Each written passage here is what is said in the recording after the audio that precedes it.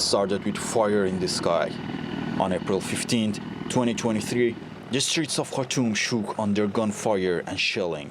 Clashes between Sudanese armed forces and the paramilitary group, the Rapid Support Forces, plunged the country into a war for power. But 2 years on, millions have been forced to flee. Families scattered across borders, and the numbers keep rising. 13 million people have fled their homes to date, with almost 4 million crossing into neighboring countries. Displacement continued to grow in the second year of the conflict, with over 1 million people fleeing Sudan.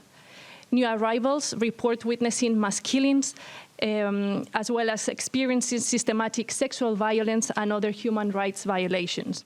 Around 1.5 million have taken refuge in Egypt, 1 million in South Sudan, and approximately 700,000 in Chad. West Darfur, Al Janina, Al Fashir, names once unknown to the world, are now synonymous with horror. For much of the past year, the paramilitary RSF held large parts of the capital, Khartoum. But in early 2025, the army pushed back, retaking Khartoum, the presidential palace, the strategic oil refinery in Bahri, and Suarez of Omdurman, and Al Jazeera state. General Burhan called it a turning point.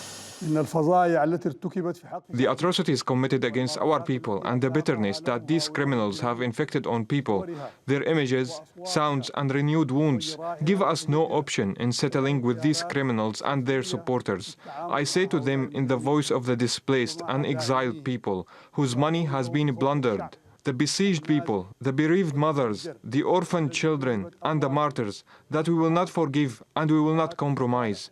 We will not negotiate, and we will not break our covenant with the martyrs. The war continues, village by village, street by street. And amid the rubble, some families returned, cautiously, to see what's left. Despite leaving, there is no place like our country. Now the situation is good, thank God.